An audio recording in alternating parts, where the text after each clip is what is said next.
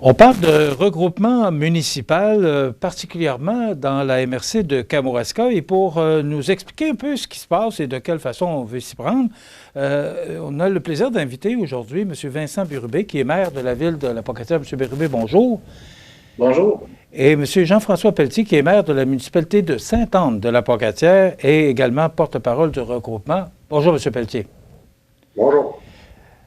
Écoutez, vous me voyez parce que j'en parle souvent de cette belle initiative des municipalités comme la vôtre qui peuvent un jour créer un regroupement, j'ose pas dire fusion.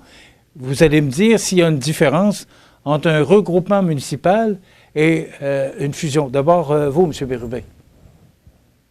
Bien, en réalité, oui, il y a une certaine différence, tout dépendant de la direction qu'on en prend, mais on peut parler de regroupement de services ou on peut parler d'une fusion entière là, de municipalités.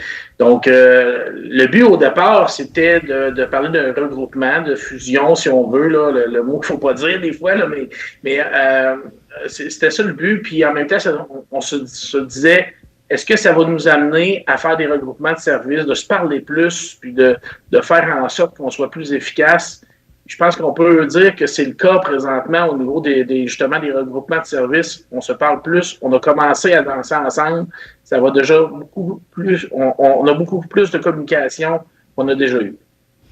M. Pelletier, ça regroupe les municipalités de Rivière-Ouelle, Saint-Denis de la Bouteillerie, Sainte-Anne-de-la-Pocatière, Saint-Onésime d'Ixworth, Saint-Pacôme et bien sûr la Pocatière.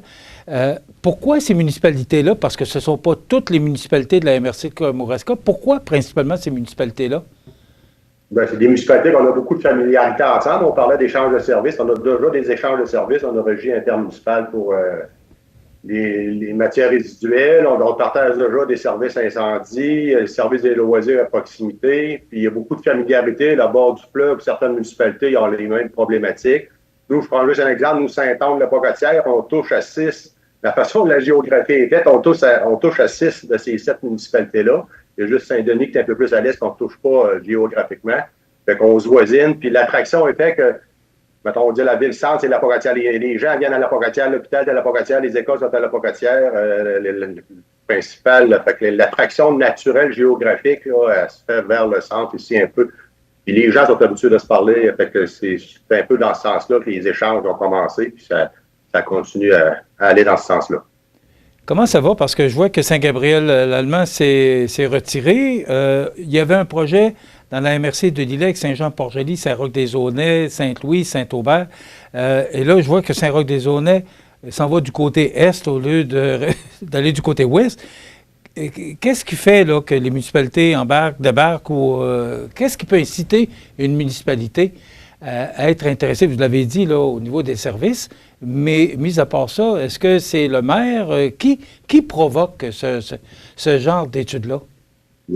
Oui, en fait, en entrée en poste comme maire en 2021, pour moi, je voyais déjà des enjeux de services de proximité là, qui nous faisaient face, à lesquels on allait faire face dans les années à venir, présentement, mais aussi dans les années à venir.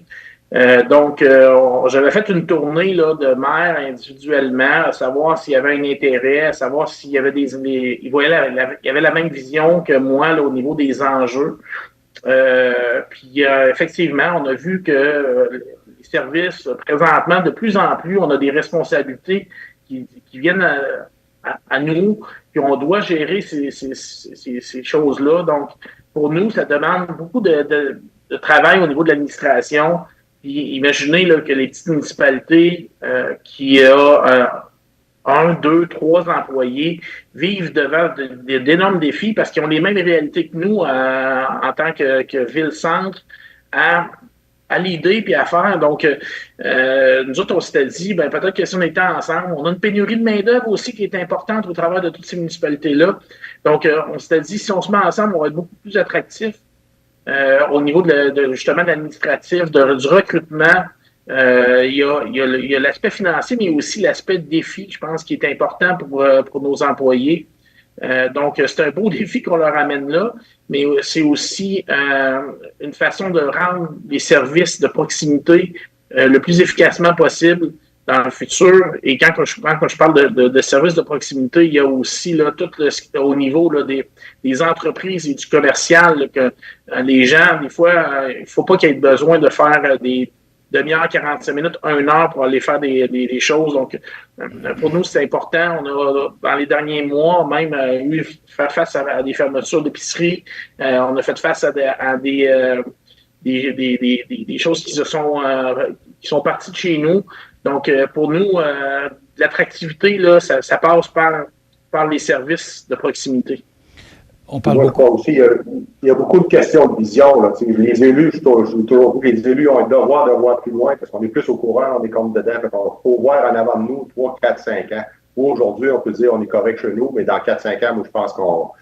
Fait que c'est sûr que la vision de la personnalité des gens qui sont en poste aujourd'hui peut avoir une influence pour informer nos citoyens, mais je pense que ceux-là qu'on travaille ensemble, on se complète très bien. Il y a une force touristique sur le bord du fleuve, tu as une force commerciale, industrielle en ville, tu as une force agricole, un peu plus d'inter.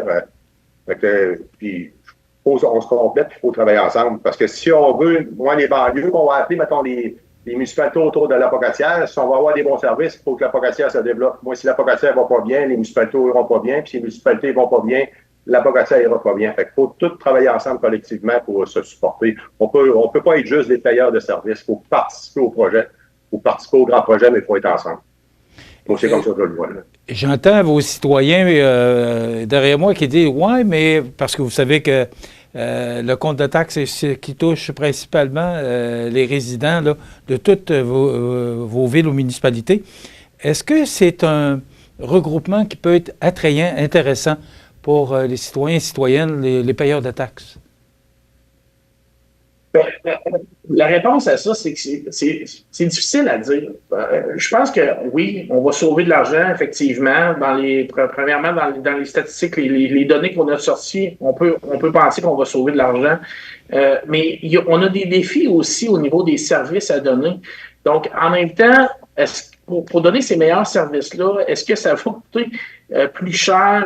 Puis l'autre affaire qui est bien, bien importante, c'est le citoyen, quand il nous demande de quoi ça va avoir l'air mon compte de taxes l'année prochaine, je ne suis pas capable de lui répondre aujourd'hui même en tant que ville. Fait que c'est quoi la réponse à donner l'année prochaine, puis dans 2 ans, puis dans 3 ans par rapport à un regroupement?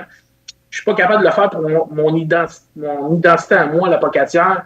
Donc, imaginez que dans 2 ans, 3 ans, qu'est-ce que ça en sera? Je ne peux pas le dire pour un regroupement. Mais c'est sûr et certain qu'au niveau de l'efficience et du service de proximité et tout ça, on va être mieux placé pour parler. Même les élus, là, présentement, il y a des conseils municipaux qui manquent d'élus. Il manque de maires. On sait automatiquement, même chose, au niveau des conseils municipaux, on va être plus efficace aussi. Puis, en même temps, c'est pas compliqué. Là, présentement, dans notre regroupement, il y a 7 maires et 49, j'ai plus compté. C'est quoi, 36 conseillers. 42 conseillers. Donc, automatiquement, on va couper là, de plus de la moitié au niveau des élus. Nous, notre enjeu, c'est ce qu'on aimerait bien, c'est de garder quand même une très belle représentativité au travers de chaque municipalité. C'est-à-dire que d'avoir des conseils qui soient bien représentés, puis qui parlent pour les municipalités là, nous entourant et naturellement la ville de Lapocatière. Rapidement, il y a beaucoup de facteurs qui sont très variables. Tu sais, s'il y a eu un regroupement l'an passé, c'est sûr que les augmentations de taxes cette année, on a remis ça sur le dos du regroupement, mais il y a eu des grosses augmentations cette année dans plusieurs municipalités du Kamouraska, puis il n'y a eu aucun regroupement. Et je ne peux pas vous dire le prix de l'essence l'année prochaine, puis les taux d'intérêt, l'inflation. Fait que c'est assez difficile, mais on sait qu'on va être plus efficace. Puis même seul, comme j'ai dit à mes citoyens au caucus la semaine passée, je ne peux pas vous dire comment il va augmenter l'année prochaine si on reste seul, mais je sais que si on reste seul, j'ai beaucoup investi dans mon organigramme, dans mon organisation, investir en salaire, puis des salaires des gens qu'on ne trouve pas. En quelques secondes, est-ce que la population sera consultée? Oui, il va y avoir des journées d'information qu'on va avoir. C'est prévu. Nous, on veut faire la nouvelle ville pour 2025, dans la première moitié de 2025, puis les journées de consultation publique sont prévues en juin cette année, là, si on maintient l'objectif. Là, pour informer les gens à mesure qu'on a des documents qui se déposent, parce qu'on travaille avec le MAMAC, c'est eux qui nous fournissent les données, puis à mesure que les documents arrivent, là, on va donner de l'information aux citoyens. Là. on fait des communiqués de presse, puis on commence à en parler de plus en plus dans nos conseils municipaux. Ce que je comprends, puis il y avait 7 maires, vous êtes actuellement 7 maires et 49 conseillers, quand même, c'est beaucoup de monde. On comprend ce que vous incite à faire ce regroupement-là, ce regroupement municipal. On vous félicite pour l'initiative. On va surveiller de près tout ce qui va se passer chez vous et on aura sûrement l'occasion d'en parler au cours des prochains mois. Merci d'avoir été avec nous. On va vous souhaiter bon succès dans vos démarches. On est enthousiastes. Merci beaucoup. Monsieur Vincent Bérubé, qui est maire de la ville... Pardon?